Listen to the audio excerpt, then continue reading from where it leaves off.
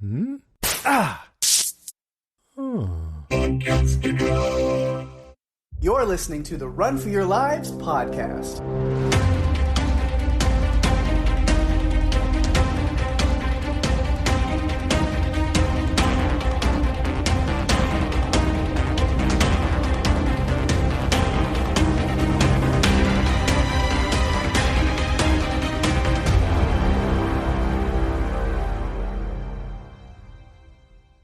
Hey everyone, welcome to the show. I'm Daphne. And I'm Pake.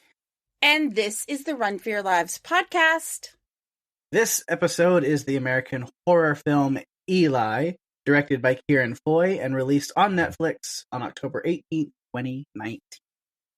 Yeah. We are picking movies lately that are more recent, I feel like, in the last 5 years. Mm-hmm. Yeah, this one that's been on my radar really since, the end of 2019, beginning of 2020, when it was newer and came out, because I remember seeing it on a list of top horror films that you can watch on Netflix or something at that time that was released, and this one was getting a lot of good review, and so I was like, all right, add that to the list, I'll watch it. And then I never did until now.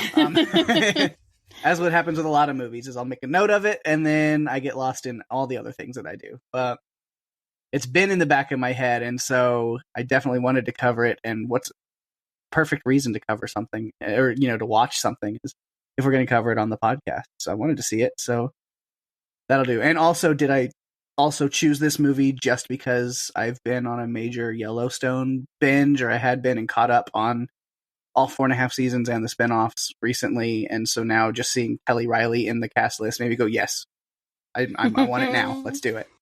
That also might be a reason. She's so awesome. I have not yet watched Yellowstone, but I will. And listeners, if you have a very long movie list and you want to get around to watching them, start a podcast, because then you will. Yeah, it gives you an excuse to watch stuff. I'm glad I finally took the excuse to watch this one. Well, neither of us had seen this one. So I'm excited for the conversation, because it's not often that it's a movie that neither of us had seen. Yeah. It's usually you'd seen it and I haven't, or we both had seen it, or I'd seen it and you hadn't. Yeah, it doesn't usually happen that we both haven't seen it, so right. I love those conversations. Mm-hmm. So this one will be fun. So yeah, just jump the gun on the whole quick idea of it. Did I like this movie? Because we haven't talked about it before now. We haven't. Really, what was that? And I noticed after watching it, after I had made my decision, and look, I was going online IMDb and looking up some stuff, and it's not very well loved. And a lot of the reviews, people were not happy with it, or just thought it wasn't scary, or wasn't this, or it was just kind of not great at the back half, whatever. I was just I must watch a different movie, because my final note on this was just, that was awesome. I had an absolute blast with it. I thought it was very good. And even people saying it wasn't scary, that was, with my notes, I was just a lot of times I'm very snarky and make a lot of puns and jokes because the movie is silly or goofy. In this case, I was making a lot of jokes in my notes as a defense mechanism, because the ghost scenes were legitimately terrifying intense for me. They made me jump a few times, and that doesn't always happen. I'm not sure how people watching this didn't find it scary. Right. Because there were some things in it that were quite scary. Yeah. So I'm not sure about that. I don't put a great ghost tension that I really... That, part of the reason I really love watching Mike Flanagan stuff, especially Haunting, of Hill House and Bly Manor, where you're know something is just about to happen, and you're just sitting tense, just do it, just hit me with it. I'm tired of waiting. Just something's coming. Just do it. I'm ready. Get it over with. I had that feeling too. Yeah. There was a moment when he was in the room, and you knew something was going to come out. And it pans around, and I'm just just do it already. I know it's coming. Just get it over with. Right. And it just kept happening. There were things in this that reminded me of other movies. And there was a twist that I did not see coming. I did not at all. So that's what's going to be really fun about our coverage of this, is because this was the first time I'd ever seen it. I take my notes during my first watch of these movies. And so I'm just pausing the movie and writing down my thoughts and then watching a little bit. And then if I have a thought, I kind of do that. And so my notes are my thoughts as I'm watching this movie. So it's going to be filled with a lot of, ooh, what's this? Why is that happening? What? I don't understand this. And then, oh, I think this is happening. I bet that's what's going on. And then all of those notes by the twist at the end were just made completely irrelevant and pointless because I was wrong on every account. So all of my notes just got thrown out the window. But I'm going to keep them and I'm going to go through them so people can kind of see, they can go on that mental journey that I went on my watch of this movie. Are you telling me Pake's going to get punny in this episode? I just might. Okay. All right. Well, I feel like we have to get started where we always get started, with a little production information. It was filmed in New Orleans, Louisiana. Now, I know I didn't pronounce that correctly, Pake. Nolans. Okay. All right. I should have just let you do it. So this was based on a story by David Chirchirillo, who co-wrote the screenplay with Ian Goldberg and Richard Ning. The budget was $11 million. There is no box office because it was released on Netflix. I should try harder to find the download data, but they just don't release it. So it's Netflix is bad about that. Yeah. They don't want us to know. It's difficult. It was 98 minutes long. Pake, give us a synopsis. All right. I did this one all by myself. I didn't need no help. I like my synopsis this time. I did not go to IMDb for this one. You didn't? I did not. Did you go somewhere else, or did this come from ChatGPT? Oh no, but I should have. That would be. Maybe I'll start doing that. That could be fun. But no. No, this one came from my brain as a Scott Pilgrim reference. Let's go ahead and make it happen. But yeah. So anyway, this one. A boy with a strange condition is taken to a remote medical facility for treatment, but things may not be what they seem. I think that is fantastic. I wish you would do this more, because I think your brain has clever ways of explaining what a movie is about without giving away too much. So you need to use it more. Sometimes those IMDb ones are like, give away too much, or like so vague to the point that it's like wrong information. Like, that's not even what happens at all. No. But sometimes they're good, and it's easy for me to just throw something in there. Well, since I hadn't seen this one, I had to wait until after I watched it to go and dig up like behind the scenes stuff. Oh, yeah. Normally I do that before I watch it again. But in this case, I had to wait until the end because I didn't want to know anything. Yeah. I just wanted to go on blind. That twist would have been terrible to have spoiled for you before watching it. I know, because it was great. Yeah, which is why we haven't even said that yet, because I know there's some people who listen to this podcast and listen to these episodes before seeing the movies. So this is your final warning that I definitely recommend watching this movie. It's on Netflix, which most have. Easy to get access to. Watch it. Just go watch it. It's like I said, it's under an hour 40. Easy. It's an easy watch. It doesn't drag. There's always something going on. The cast is great. Yeah. It's got a great cast because we've already talked about Kelly Riley, but we also have Lily Taylor, who was big in that first Conjuring movie, and she's been around for quite a while, but I feel like she's one of those actors that you see her and you think, oh, it's her, but you can't remember her name. Yeah. And also Sadie Sink. Sadie Sink, for the Stranger Things fans out there, yeah. I mean, she was great. I wish her part had been bigger, but I also think it was perfect. Yeah. I like her a lot. And then Max Martini, who played Paul Miller, I've seen him in a bunch of things. Yeah, done a bunch of smaller movies. all over the gamut of Yeah. things. Yeah. And then, while we're talking, because then we can transition into, we'll talk about, the titular character, Eli, first, I'm sure. Yes. So, that is a Charlie Shotwell, who I had not seen this kid before. Of course, looking into kind of like, well, where would I know him? And I have not seen anything else he's worked on. However, he was in that movie Captain Fantastic, which is another one that has been on my list forever when he was a lot younger. And so I'm like, yeah, I need to get around to watching that one too. Yeah, but it doesn't fit our genre, so we not at all, not even a little bit. But Pake, we could skip on over to It's Showtime and cover it over there. Good. We keep teasing that, right? We keep saying eventually one of these days we'll find something really fun for us to do over there. We will. Yeah, I'm thinking something that we haven't been able to cover on here. That's fantastic. I know what that would be right off the top of my head. Uh-huh. Yeah. Yeah, it has to be, right? Yeah. Yeah, we will. Sometime we will. Mm. Anyway. So let's talk about Eli. Do it. The movie and the character. Yes. So, again, jump around. I try not to recap things too much, but just talk about stuff. But it's going to be fun to kind of recap thoughts and ideas that I had that are totally off the wall and wrong now.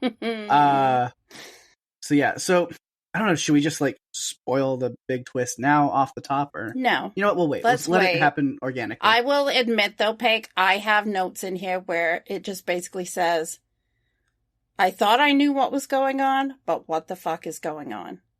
Right. Oh, there were some moments where I was just like, Yeah. Well, we'll get to that. So the character that the movie is named after, yes, this young boy, Eli, which we learn right off the bat, he has some kind of condition where, and again, this is funny to go back over these, because now knowing the truth of the twist and what happened, so it's seemingly he has a condition where he's allergic to nature and the outdoors and any kind of, it's almost like an immune system that works against him, where any kind of bacteria or viruses or anything that's in the dust, the air, water, whatever, that's not purified is going to kill him. And he's kind of lived 4 years with that, is what we find out. And he just keeps having these dreams of being cured and normal and being able to run out. But they all kind of take this horrific turn at the end, where he's just fearing death, which, you think about it, I was like, man, this kid dreams about dying a terrifying and horrible death all the time. But you would think if you really had a condition like that, the anxiety and worry that would just come with that, it makes sense. Yeah. There were moments in this movie that made me think, wow, all the things that we take for granted that he can't do. Yeah. It really got pointed out. Yeah. We see that he does go outside only if completely necessary. Like we see here, is they're taking these risks to go to a medical facility. And when he does go, he's got this whole hazmat suit that's kind of homemade, makeshift in a way. But, he's duct taping gloves onto his hands, and he's got himself completely covered to avoid direct contact with the air and things like that. And so his parents, Paul and Rose, are, as they say, have spent all their money and all this stuff on this specialty doctor who is supposedly going to be able to cure him, which kind of in a way they really thought, or at least she did, that's what was going to happen. Yeah. Just not curing him from what we thought he was being cured from. A little bit too late to be cured. Yeah. Yeah, so they're going to risk the venture, the travel to get him there. And yeah, so that's kind of the setup of this. I love when they're pulling up to that place where they are staying, to the medical facility. It's like, is this where you're going to be staying? It's like the place that looks super creepy and haunted. Obviously the first moment you say it. Yes. Awesome. It's like, did you book this through Scarebnb? Yep. Or no, Verboo, right? No, Those were very good. I have to laugh at those. Those were good. Yeah. Scarebnb. Oh my God. Yeah, so this place might look scary and creepy on the outside, but immediately I was just it's got this super futuristic looking decontamination chamber, first thing through the front door. All the doors are automated, all this stuff. which again, I won't spoil 100%, but in retrospect, looking back at it, that is a lot of high-tech engineering to just keep up a facade, right? Yes. I think about all the money that went into that facility to make it what it is, because it had to be expensive. Mm-hmm. It's crazy. The whole decontamination's not even necessary. No, it's not. It's not. And we're going to reveal little things through this discussion before we reveal the big twist. That I feel like I need to watch the movie again so I can look for things. Right. Because I pride myself on being able to figure things out, and I couldn't. Yeah, this one took me by surprise. Yeah, for sure. I was not prepared. Not prepared. Yeah. Yeah, I mean, so Eli and his parents here, and it just like automatically being set up with like, there's a strange location. Like, this doctor seems nice, but like you immediately, I'm questioning her. Like, always. Something's off. Is something off? And those nurses, what is up with? I kept waiting for because they like the way they're looking at him, and which again, in retrospect, Makes you understand sense. why they're looking at him the way that they are. But at first, he was like, "What is up with the creepy nurse twins?" I mean, they don't look the same, but but I still expect them to like at some point in the movie be holding hands at the end of a hallway, going, "Come and play with us, Eli." It's creepy. Yes. And Eli was skeptical. Like, when he first gets there, he's really skeptical. And I'm thinking to myself, I would be too. This just looks really weird. Like, the whole thing, given how this part of his life has been spent, I'd be skeptical. I wouldn't think that this was going to work. And especially with these people, even though, yes, the doctor seemed nice. Oh my God. The nurses were... They were a different story, and we'll talk to them. I have the staff. I have Dr. Horn, and the staff is like a separate character point we'll talk about. But yeah, I wondered too at the beginning if the house was going to be a character itself. Yeah, there's a lot of things I'm guessing. Like, I even went down the theory of, well, maybe the doctor had the same condition he does or still does, and that's why everything's decontaminated. So like, when he doesn't believe her that he can take the suit off, well, maybe she had the same thing, and then she's not wearing a suit. Then I was like, well, if she didn't cure herself and she still has it, then she's a terrible doctor with it. So what's going on? Or maybe she can't. I don't know. But there's so many theories that I was running through my head while watching this. I was thinking too of different illnesses that I've heard about. I'm watching the movie and I'm thinking, oh, I've got to go look into that and look into these and bring some notes to discuss. And then by the time we got to the end, I'm like, nope, I don't need those. Has nothing to do with it. Doesn't matter. Doesn't matter at all. Yeah. Right. And then, of course, the maybe scariest part of all of it is speaking about people standing at the end of a hallway. Yeah, Eli's noticing some scary visuals in blocked off hallways and in other rooms and things like that. It starts small. The ghost encounters start small, but they definitely grow. Well, the more treatments he has, after the first treatment, we get more ghosts. And then after the second treatment, it intensifies even more. Yeah, where they do a really good job at like really make you believe like, oh no, something sinister is going on. But there's always that little part in your head that's like, but what if it is all in his head? Yeah. What if, what if everything is totally up to par and he really is just like going crazy because of the meds? I know. I didn't know what to think. So I just kind of buckled in and went on the ride. Because I wanted to see where it led to. And I did. I had no idea. You get this impression that he's got this really close relationship with his mother and not so much with his father.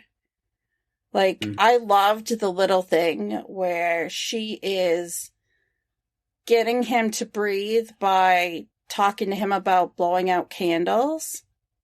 Yeah. Like, I thought that was kind of clever to look at it that way. Yeah. I like that that came up quite a few times. Yeah. And them breathing in and out, and the blow out the candles, make a wish. What'd you wish for? Because they brought it back right at the end. Which really yeah. Yeah, there were some great moments between the two of them. I think definitely it was enough for me to kind of not get like super emotional about it because I wasn't that attached still at the point, but it was still kind of like a powerful scene where I could tell like, oh man, like putting yourself in that position.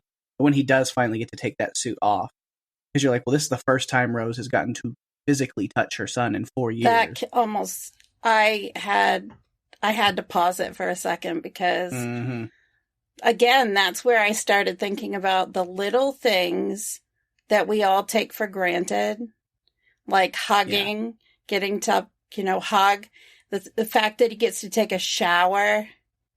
Yeah. And twist reveals she did that to herself. She didn't have to wait for you. No. But yeah, that shower, that was, because then I'm like, okay, I'll give credit on that one because that's for him. I mean, how good that feels. Yeah.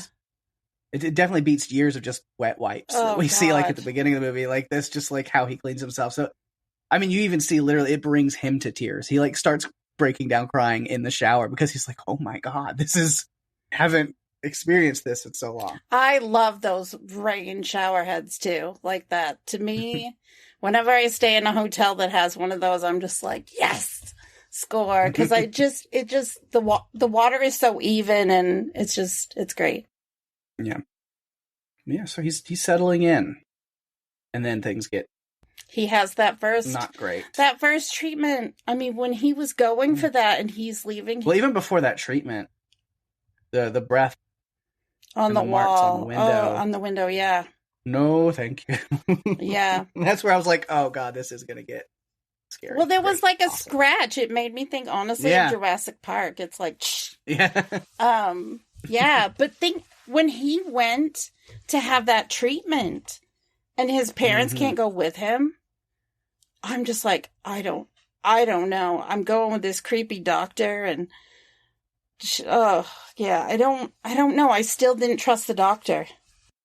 No, and that was I'll break into my notes about the staff and stuff a little bit because it is within that is the nurses, because you immediately like all the like, oh, we're here to help you and cure you. And then once the parents are not there and it's just them, there is this shift. Cold. You're like, there is not a warm, no empathy. There's not a kindness. Yeah. It's like, and at first I'm just like, they're just terrible medical personnel, because like I've been in enough like hospital situations and stuff with kids too, where it's like bedside manner is like the most important. It is. You've got to make them feel comfortable, and you have to explain step by step. Here's what we're doing. Here's why we're doing it. This is what you're.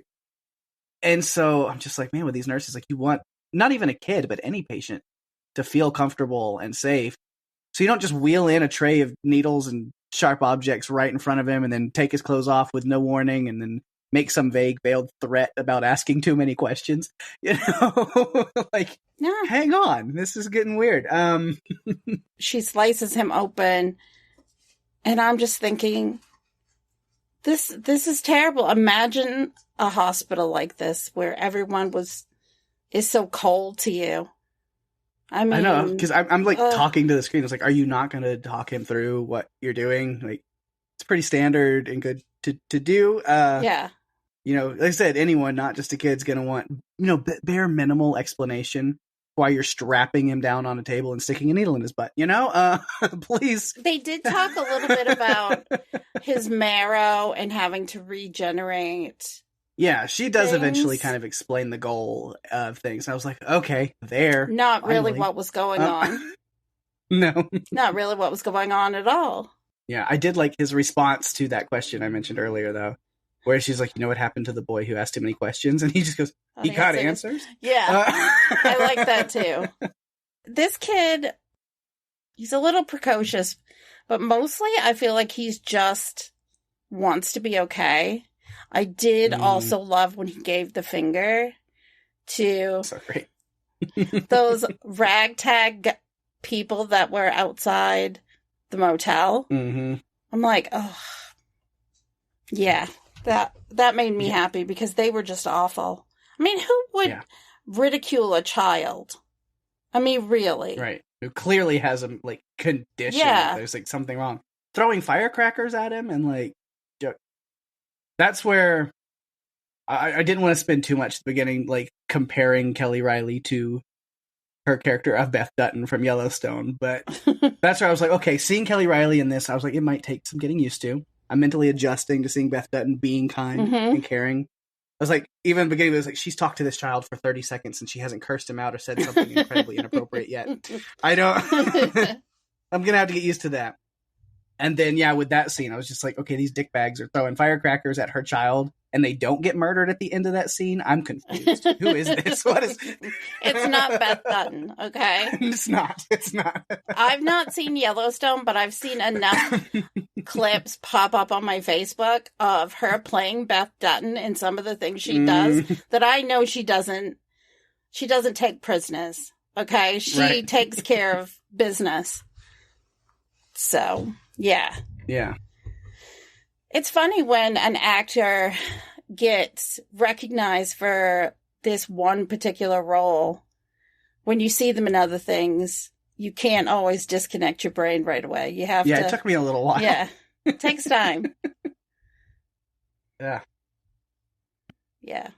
I liked his interactions with Haley, who was Sadie Sink. I liked his interactions with her because I felt like even though she was kind of sassy with him at times, and she called him Houdini, I thought she built a connection with him, and I liked that. Yeah, so she's very sarcastic, but you could tell she was fond of him. Yeah, because he's going through this, and as things start to happen, and he's telling people, he's telling the doctor, he's telling his parents, and nobody's listening or believes him, really. They're just kind of dismissing him. Yeah.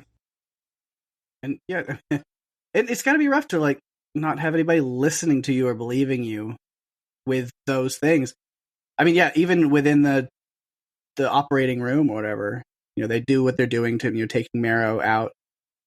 And he passes out while seeing something very horrible and terrifying on the back of the seat. It's a reflection of a really bad CGI ghost. It scared me, honestly, how bad that was. I thought it looked really burned, like a burned person. Yeah, no, other times we see him, which I think it was Lucius was the one that one was. It looks a lot better, but just for some reason, the CGI in the reflection off the back of that chair, it was... Yeah. Ooh, not good. Yeah, not good. But that's the only complaint I had, because then the rest of the time, visual effects, I give them some prop later on for some stuff that they did. But yeah, so that one was like burnt. And that was the first time we see that, is like the skin is all burnt and like in a hospital gown. And you're like, well, that's kind of like what happens to Eli when he's exposed to air and water that we've been told. Yeah. So that's not a great omen. Nope. I didn't even mean to make a pun there. Yeah, but you did. You did. You made a pun. That's another movie we can cover. Yeah. It'll be a good one. Yeah. But the ghost experiences, especially that first time he sees like the multiple, all of them. And I was just like back cracking ghosts bent over backwards in dark hallways with rooms and the self-rocking chair trope. I was like, Michael Scott, what would you have to say about the situation? And he said, no, don't like that. And I agreed with him. So, seeing all the ghosts just made me think of the Midnight Club in one of the stories. I think it was Kevin told. Mm-hmm. But, and it also reminded me of other things. There's a movie called The Orphanage that is really good. J.A. Bayona. It was directed by him. And very critically acclaimed. It's Spanish. It's one I think we could cover. I think it fits. It's really good. But this movie gave me vibes of The Orphanage. Yeah. It was very creepy. Very, very creepy. Yeah. It's good, though. And then things that just kind of keep escalating. The other ghost boy in his room, Perry, changes the Eli to lie on the window. And I kind of felt, even then, I was like, okay, he's warning him that the doctor is a liar. But it wasn't just the doctor, was it? No, this was a group psychosis lie. Right. Yeah. But they did a good job at really making us focus on Dr. Horn, and even with Haley calling her shifty, not to trust her. Yeah. And I was like, well, yeah, based on the number of ghost kids that we've seen, it doesn't look like she's got a great track record. No. And the bar was set at the beginning that all of her patients had lived and she was very successful in treating kids with this condition. No, she was not successful. No. I don't think she had Not treated anyone successfully. Well, I guess technically she was very successful in treating that condition, just not the condition we saw him with. True. True. I can't say that the other children survived her treatment. Perry, Agnes, and Lucius. Did not. No. If that was the goal, it didn't succeed. No. Curing something was the goal, and I guess that succeeded. But, yeah, the kids were not cured. They were not treated. They did not survive the encounter. Yeah. I will say, as I mentioned, the visual effect, I think the one that I liked the most that I had to give a shout out to is, because when he gets up and he's like, I'm going to go down to see Haley. Hey, dead boy in the shower, you want to come with? And instead he's like, oh no, you'd rather torment me and destroy a wardrobe. Fine, we'll just do that instead.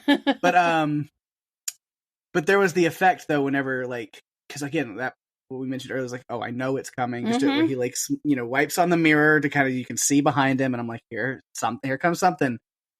And then there's nothing, and then he looks back, and then when he looks, and that ghost figure that Lucius is coming at him from behind, and he just goes, nope, that's not real, and then just starts wiping the mirror.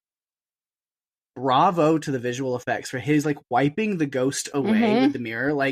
He wipes his hand, and where his hand was wiped, the ghost was gone, but you could still see parts of it, in the places where the steam still was. Clever. And it took him a couple wipes to get rid of the whole ghost. I was like, it was clever. That was incredible. I was like, I'm taking a hat off to visual effects for that one. I thought that was really clever. Did you like the music in this movie, Pake? I didn't really pay much any attention. I'm surprised when you hear who did the music, you're going to be like, oh, huh. Bear McCreary. Oh, nice. Yeah. Which I don't know, maybe that's a thing that I didn't really pinpoint out the music as much because it's just so ingrained in what's going on. So maybe I can use that as a plus to him. I don't know. Because nothing really stood out, but I mean, definitely music will help with the tension. So it definitely helped with the tension. Mm-hmm. Yeah. Yeah. So I think definitely the most intense scene with the ghosts. So I was like, man, this poor kid. And I'm asking the same questions he was like, do the ghosts want to hurt or help? What's going on? Because given what we were told and were made to believe about him, I was like, I mean, they straight up dragged him out into this airlock and opened the door to the outside. I was like, he would have died. They're going to kill him. No. And maybe not. But at that point, I was like, what? I thought they were trying to help him. Which he mentions the name Perry to Dr. Horn and kind of see her reaction a little bit. And I mean, he's just having a real rough night. He's shattering glass, cutting his hand, passing out. Again, no one's listening. No one is taking what he says seriously. Although I think his mom did have some empathy because at one point, I think she tells him, I believe that you saw what you saw, but I don't believe the things that you saw were real. Which I thought was kind of a roundabout way of trying to comfort him, but also kind of telling the truth. Again, I had no idea where this was going until we got to the last 15 minutes. Right. Yeah. Yeah. So they're set up for this final procedure. Which, Rose goes in there. His mom goes in to get him to take that last pill to kind of help sleep. It did the same thing. I mean, I do the same thing with Riley with food and medicine and stuff all the time. Show me, let me see, because there are kids that just will sneakily spit out. And so he does that, and he does the goofy all this tongue. And I was like, I picked up on it immediately. I was like, he didn't ever lift his tongue. He never showed under his tongue. I knew he didn't take it. I was like, yeah, no, that. I know Yeah. your tricks. No, you know that he did not take the medicine.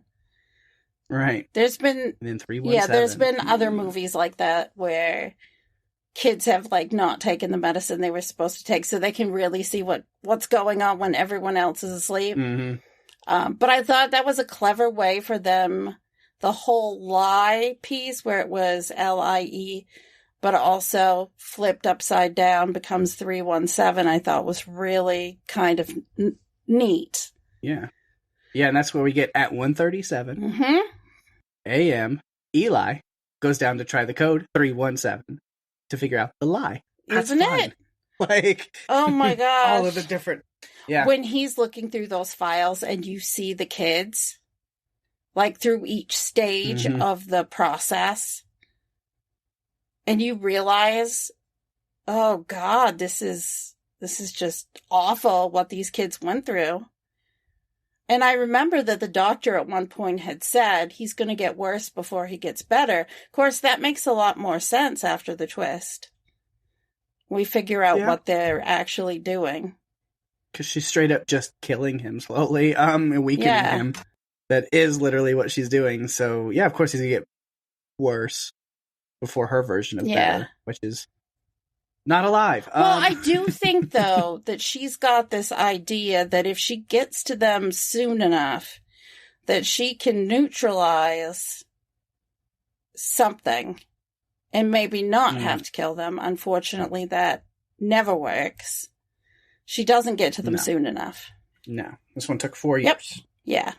Which makes me curious about the whole Haley situation and how that... We don't get any answers on how all that happened. Yeah. I'm interested. Yeah. But we never know. I know. Yeah, that's again where my like conspiracy brain is like going off. I'm like just struggling to figure out. Like I'm so intensely like attached to what's going on. I was like I was enthralled, but I'm also like I have no idea where this is going. And I was to where I even was kind of like making a joke about. I was like, Eli sneaking into the medical wing, and I was like, well, I don't know exactly what he's expecting to find down here. I was like, is he just going to see a note, like in a journal entry from Dr. Horn, being like, yippee, tomorrow's the day I finally get to kill Eli, and I drain his life force, consume from him because I'm an immortal vampire. Like, I didn't know where it was going. I wasn't sure what was I was happening. like, wouldn't that be a twist? Until we got to it. I did like this one time that he was with his father, and then I got pissed at his father. He's having this conversation with his father just about the situation, and then his father drugs him. And that pissed me off. Yeah, because he sees those files about the other kids, the ones that he has met. And yeah, as he runs off to his parents, like, we have to get out of here now. She's going to kill me. And I'm like, what is going on with Paul? Yeah, because he's just very cold. He doesn't care about Eli's pleading. He doesn't care about any of it. Like I said, and then it's manipulative. He takes that opportunity of hugging him to inject him with a sedative. Yeah. Asshole. Yeah, why are you doing that? Like, that's horrible. Because it was weird to be like, see, eventually when you get enough stuff revealed to where you're like, Paul is 100% knowing that Eli is going to die, and he's still like, yeah, cool, totally what we should do. How? Like, dude, what is wrong with you? When the twist happens, you understand he's trying to end something that isn't a light of the world. Yeah. And because it's not about curing an autoimmune disease, because guess what, folks? There's no autoimmune disease. And Eli realizes this once he gets locked into that chamber. And he passes out and wakes up and realizes he can breathe. Yeah, there was that whole segment. That's where I was like really bouncing back and forth, because he finds that picture of Horn and the other nurses, and they're all dressed like they are nuns, but then their habits have these like 3 upside down crosses on them, and I was like, oh shit, things just got real culty. Yes. Complete with a hidden basement with a well looking thing topped with those 3 crosses in a pentagram, and I was just like, well, this looks sacrificey. Like, I just didn't know where that was to go. And then, of course, Horn is like, "We'll leave him down there because he can't breathe. He has to stay there because he knows." Like, and then the fact that Rose is just like going along with it at that point. I was so confused. I was like extra, double, triple confused supreme with extra sauce. You know? Yeah. It was odd that she wasn't trying harder, like, to open that door and get her son out, because she seemed so ready for them to get the heck out of there. She's like, "We're leaving." But she also believed that Horn could cure her child of his ailment, which isn't autoimmune disease. Right. But still leave him alive. And then when she realized that's not an option anymore, she's upset, but eventually, I guess, that off-screen conversation she has with the doctor convinces her that it's the right thing to do.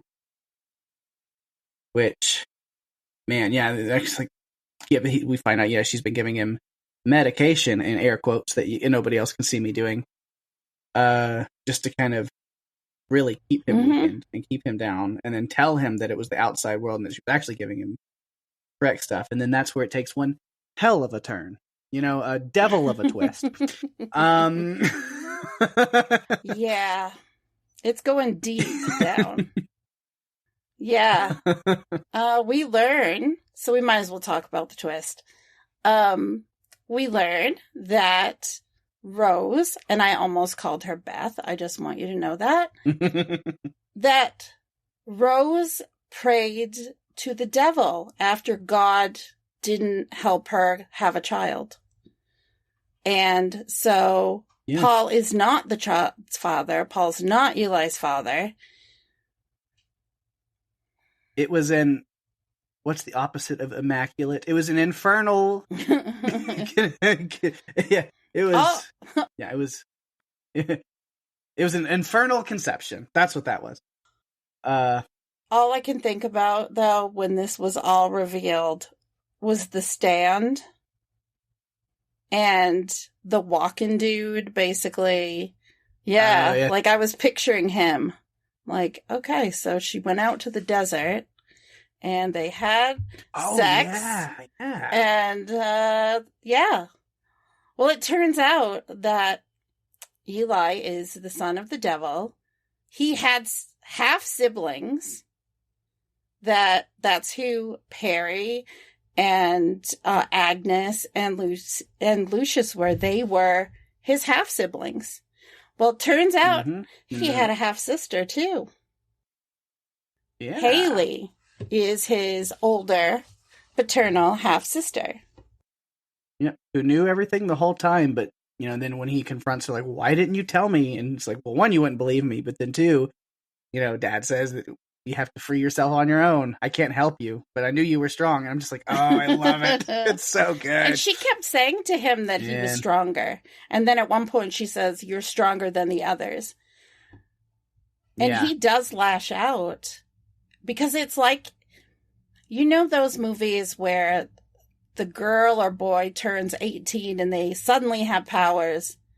Well, that's kind of what I felt like with Eli, is he has these telekinetic powers that we haven't really seen a lot of.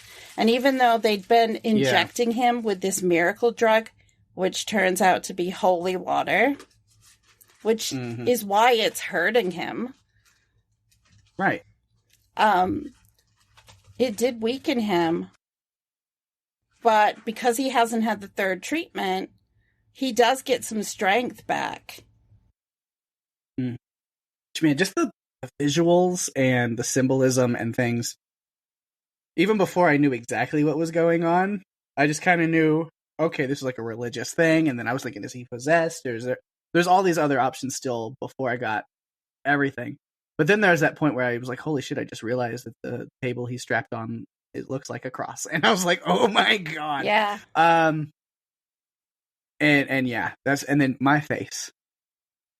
When he stops that dagger and then has Horn stab herself and then he pops the syringe in the nurse's hand. if you could have seen the look on my face watching this, like, oh, like I was just blown away. I was like, man, the little boy with the affinity for card tricks has real dark magic on his side now, he right? does. You know? Yeah.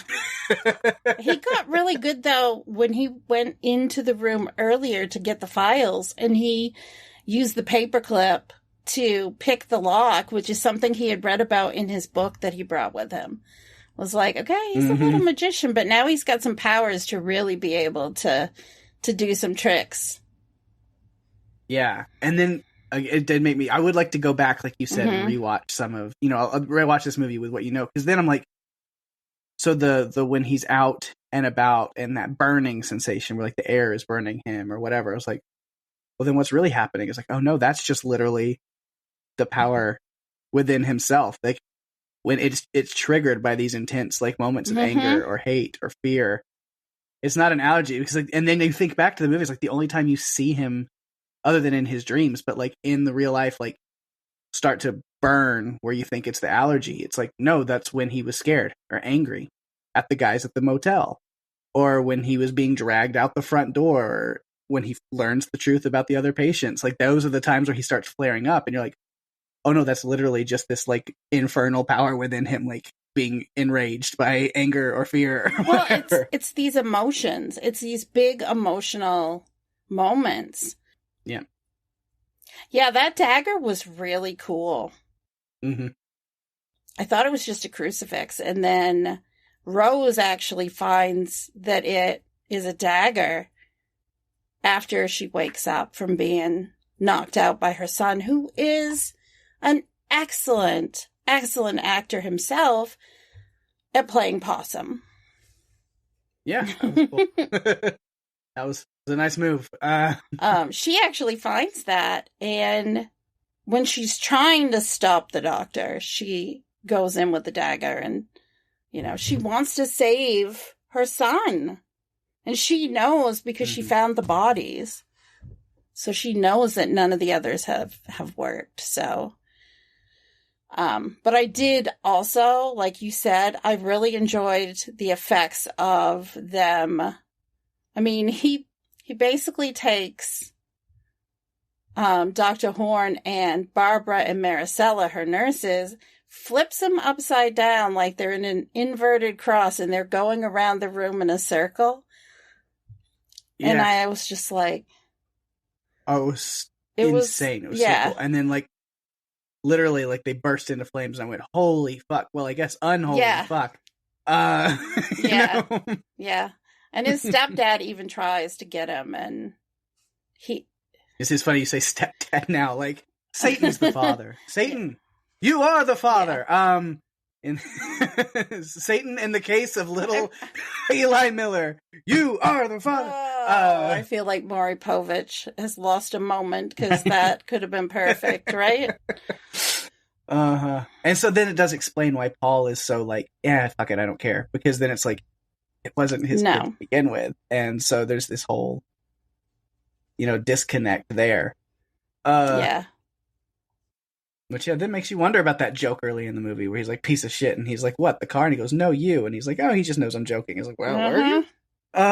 He always seemed cold to me. The only time he's seemed warm at all was when he was having that moment when they were sitting on the bed before he gave him the injection. Yeah. I honestly got the impression that Paul resented him because he had to sell a lot of stuff. I mean, they had no money. Well, they had to change their entire life for this facade, for this, to make him think that, he had this disease, which then really does affect the way they live as a family in their entire life, just leading up to this point to try to cure him in whatever means necessary. And they kept him, I guess the facade, it was really about keeping him away from the outside world. At least that's something, the danger he could pose to other people. Which, I mean, I get it, if he's going to school like a regular kid, or if he's just going out and experiencing the world, and he gets bullied or picked on, or something happens, or he gets hurt, and that rage comes out, and he starts setting people on fire. It is something you're not really going to want him to be doing. No. So I get that, I guess. Yeah, no. Yeah.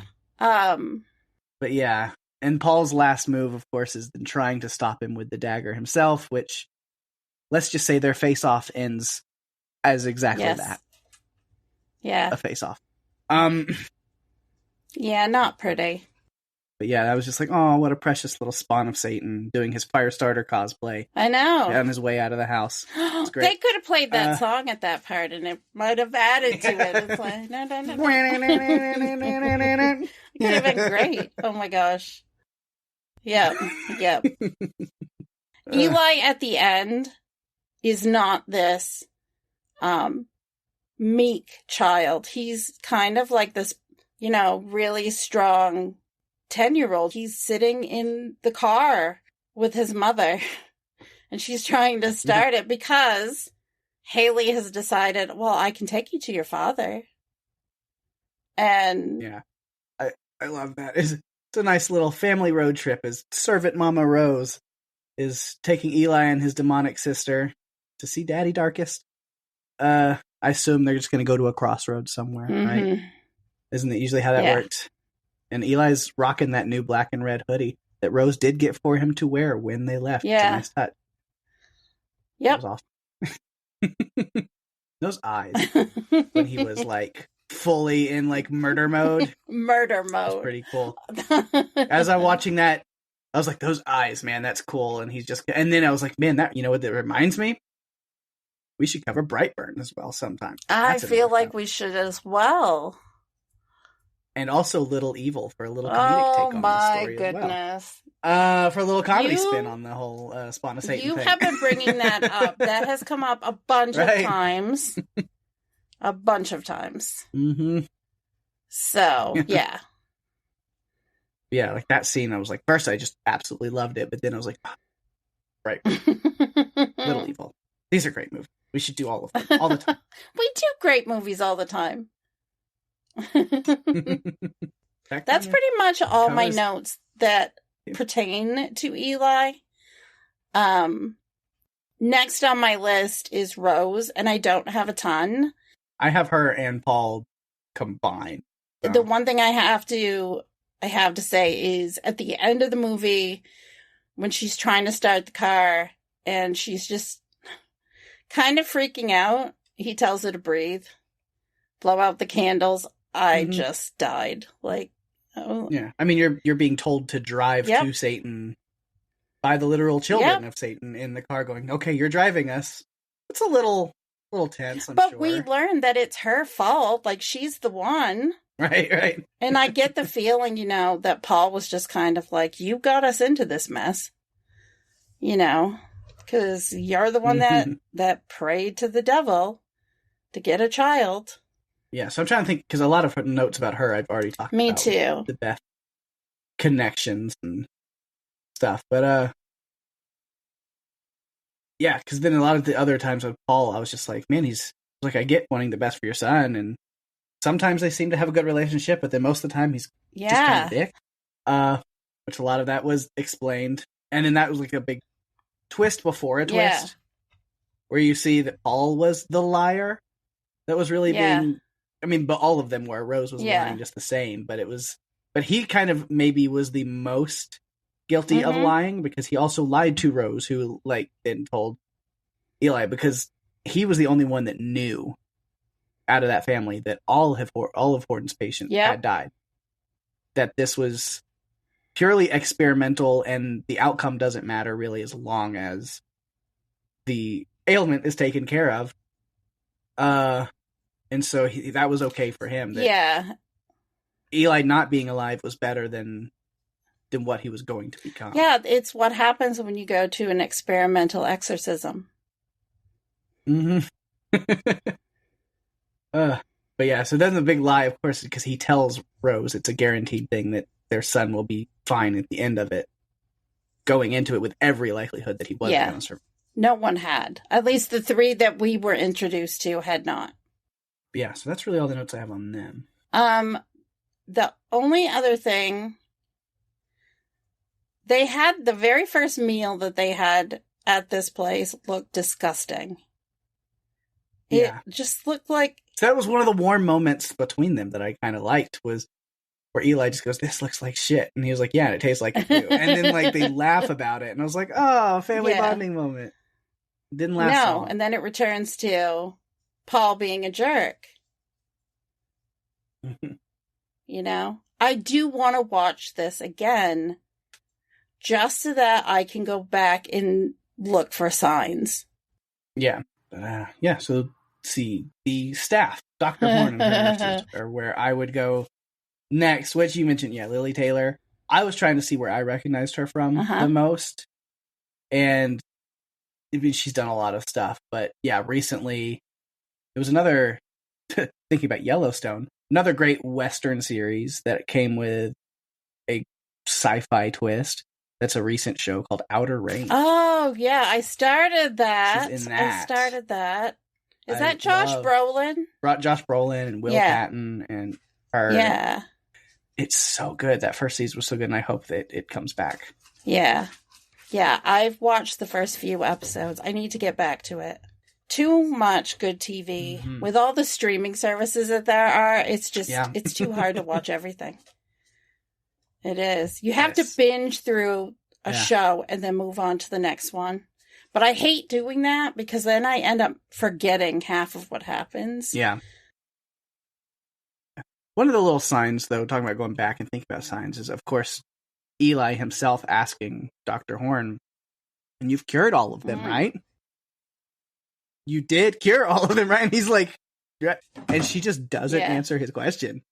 It's like, well, no, it's not a great precedent to start with right there off the top. And then, of course, you don't trust her because she's lying straight to his face. Where she's like, oh, I've had patients hallucinate. It's the medicine and they're hallucinating, but nothing they see is real. And I was like, sure, that's what you're telling all of them. You just blame it on the immunosuppressants.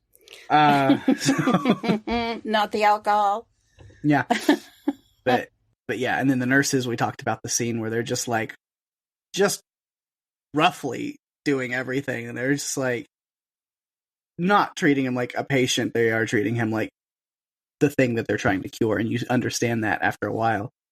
I'm grateful, Peg, that when I was in the hospital in November, that the nurses were not like that with me. Yeah. That would have been horrible. But like those little things, her bedside manner. If you're really trying to carry this thing on, even if you're planning on killing them at the end, if you want them to stick around, I was just like, what the fuck? Where she was just like, how are you going to tell this kid to relax while you're literally revving a drill right next to his head? Like, I'm just going to drill right into your skull, but just relax. It's fine. No. God, I'd have to be sedated. Like, no, you can't know. How do you not lose your mind having that happen? Yeah, their bedside manner. Yeah. I think it was as bad as Nurse Ratched. Yeah, pretty much. And then, I was so confused. Like, why is she burning the hazmat suit? Where they leave you to think, what is she up to? Is it really sinister? But then... Yeah. I mean, yeah. Eventually, everything's going to be out. He's either dead or he's going to know, and he won't need it. But I was just like, it was a weird thing for them to kind of throw in there. But then it made me think, I think it was to throw you off the scent a little bit, as when all the chaos is going on, and they look outside and the car is on fire. And I'm like, well, the doctor likes burning things. But then, however, in retrospect, after watching and finishing the movie, I'm more on the fence of what if it was Haley? She could have. On fire. She definitely does. I liked that Haley. It was like she was just an observer of what was happening, and she was tracking, and she'd been through this before, knowing that the person inside that house was her half sibling, and just hoping maybe that one of them was going to survive. And then they don't. Yeah. So then that's the last notes I have is on her. If you have any more about the staff. No, I'm just glad that I don't, that I've never had to deal with staff like them. Because they're awful. Mm-hmm. Yeah. Because, just the few other little notes I had about Haley, which when they drove past her the first time on the way to the house, I was like, oh, shoot, Sadie Sink is in this. I forgot about that. I was like, yay. And then I had this, I was like, well, Max from Stranger Things is really chucking those rocks at the window. She's chipping and cracking the glass. I was like, that's too much. That's not how you do the tossing rocks at a window bit at all. Like, gently. Yeah. Damn, she's breaking it. I'm thinking to myself, oh my God, if she breaks the window, what's going to happen? Yeah. And then, Eli goes down there and she's talking to him, which is nice. I was like, yeah, man, this kid could use a friend. But I like that first interaction where he's talking about magic and all this stuff. And she's kind of like, oh, God, this kid's a dweeb. But, hey, he hasn't had contact with anyone but his parents for like 4 years. So give him a break. However, he did seem to like sleep with a pack of cards in his pocket. So he's not helping himself a whole lot there. No. Where he's like, you like card tricks? Yeah. And he's like, yeah, I just happen to have my cards on me. Check it out. I was like, oh, no, you didn't. Yeah, no. Yeah. I really liked her because her just kind of level of like sarcasm, but like there was a fondness there. Where I agree with you. I would have liked to see a lot more of her. Was right. But I think what we got was perfect. It was great. She was great. I also like the way that inside the hospital to me seemed so sterile, but outside, like when she was outside his window, she looked vibrant and bright. Like her hair, of course, is beautiful. It's red and it's gorgeous. But her clothes, too, were just like the colors popped so much more than inside that hospital. This was a good one. This was a fun one. Where I was shocked to see that it had an IMDb rating of like 5.8 after watching it. Being like, Rotten Tomatoes, it's like 48%. I don't get it, because maybe our listeners will not be as happy about it. Maybe our feedback, even if we get any later on, will be bad and I'll cry. But please don't make me cry, people. But for me, I was just like, God, I absolutely love this movie, and this will definitely be a rewatch at some point. This one is going on a like mental list of like. I know, and I'm glad I feel like I've got to watch it because I want to make that list of things that point to the eventual end. I want to be able to see that. I want to see if there are clues that I missed. There was one thing too, that after I watched it, I had made a note of it because I liked the way that it was shot, where Eli was laying in bed upside down. And it was shot upside down. I'm like, I don't know why they did that, but I liked it. Yes. With his arms out. And then they flipped it around and I'm like, aha, that was a sign of the situation. So. Yeah. I was going to see if you had it in your other notes, and you don't for the behind the scenes. So yeah. Another thing, of course, is when he's being weighed. Yes. That first time. And I guess they go by like grams or whatever. Because at first I was like pounds, but then no. Because it's like when she's saying it in Spanish, but she marks him off as weighing 666, which was a fun little nod right there too. Right off the bat. It was great. I'm glad that we decided to do this one now, because I think it's different from some of the other ones we've done more recently. So it sticks out. Again, we haven't been like making long lists and sticking to it. It's been kind of like, oh yeah, let's do that one, or we'll switch it out. Like we ended up doing Troll a few weeks ago. So, and it wasn't planned at that time. We just, we're switching it up. Yeah. Yeah. It's fun. So do you have any other notes? That is it. I am done. Okay. Well, I have a few behind the scenes things. There's not a ton out there. So I basically came up with a lot of these on my own based on knowledge of the people that were in the movie. So, Ciaran Foy is also known for directing a couple of episodes of a show you may have heard of, Pake, The Haunting of Bly Manor. Yeah, I referenced it in the same style of tension and knowing something's coming, so that makes perfect sense. Yep. He also directed Sinister 2. And a great indie film that I want us to cover called Citadel, and it's about a gang of feral children who are terrorizing this man. It's really scary. Interesting. Yeah, it's not humorous. It's intense. So I think we definitely should cover it. Co-writers Ian Goldberg and Richard Nang also worked on the script for the 2016 film, The Autopsy of Jane Doe. It's a movie that stars Emile Hirsch and Brian Cox. I saw it once, and I know that it's got some critical acclaim. I didn't love it, but yeah. Goes without saying, but we've already said it, that Kelly Reilly plays Beth Dutton on Yellowstone, but I mentioned that she was on Prime Suspect. She was also on another show called Above Suspicion that I really liked. And she was in a film with Michael Fassbender called Eden Lake. It's kind of a movie that fits our Run for Your Lives world, so we might be able to cover it. Max Martini, who played Paul, starred in The Unit, which was a Special Forces TV show from the late 2000s. I watched almost all the episodes. It was really good. He was also on the Purge TV series. And he was also in Pacific Rim, which is a movie that I know that we plan to cover. Yeah.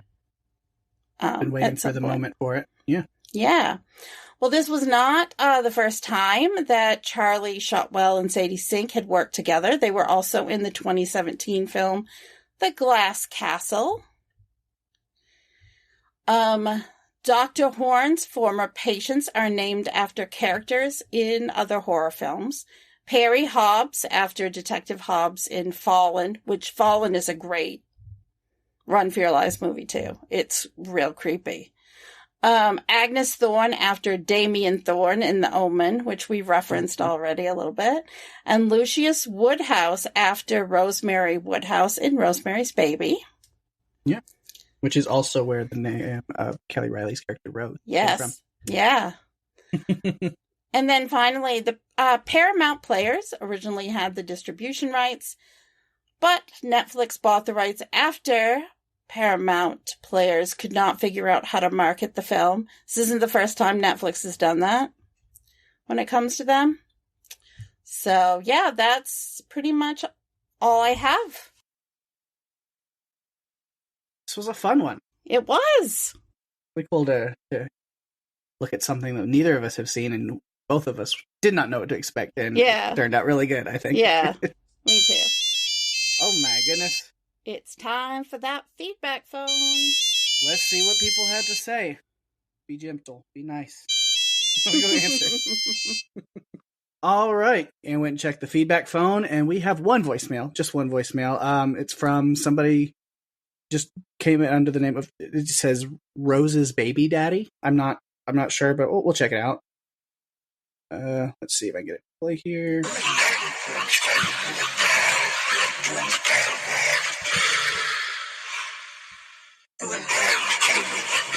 Okay, yeah, no, we're going to stop playing that one. All right. Thanks for your feedback, Satan. I mean, whoever you were. Anyway, so that's all we got. And I'm going to go ahead and just take a couple shots of holy water whenever we're done with this, and we'll see what happens. Anyway. You're going to need it. All right. That was, wow. Like that. If you'd like to submit feedback, you can do so by finding us on Facebook and Instagram at Run for Your Lives Podcast. You can find us on Twitter at RFYL Podcast, or email us at runforyourlivespodcast@gmail.com. If you're enjoying the show, tell your friends. We're available on Spotify, Apple Podcasts, Stitcher, and pretty much all other podcast players, including YouTube. Go to runforyourlivespodcast.com for all the links you'll ever need, and give us a review on Apple Podcasts, as that's the best way to share the love and get us out there even more. We really appreciate it. Absolutely we do. And speaking of sharing the love, go ahead and give a couple of shout outs to things going on in the podcast universe around us. If I can get unshaken from our voicemail. Oof. Anyway. Yes, so Strange Indeed, my other podcast. We are not back as you're listening to this, if you listen to this the day it comes out, but we will be very soon. We're recording this weekend for episode 1 of season 4 of You. I've watched the episode once. I do need to do another watch, take my notes, get all that stuff. That's not done yet, but it will be soon, so we will be back. So if you are a fan of You on Netflix, you want to tune in to Strange Indeed, where me and Rima can break down and talk about all of the insane things that this little creep Joe that we know and love, even though we can't love him, but we do, gets into. We'll be covering that for you over there. So yeah, so if you're a fan of You, check it out. We'll be going one episode at a time. We got 5 episodes and then like a month break and then 5 episodes. That's how Netflix is releasing it. But the way we do 1 episode a week, we should just be rolling right on through. So I'm excited for that. Ready to get back to that. As I said, I watched the first episode and I was actually pretty giddy just to be back in his world. So I'm excited to get back to that. Other great Podcastica stuff going on. Of course, though, probably the best show on TV right now, if we're just being honest. The Last of Us is killing it constantly. So yeah, definitely check out The Cast of Us over on Podcastica covering that. Episode 4 coverage is out now.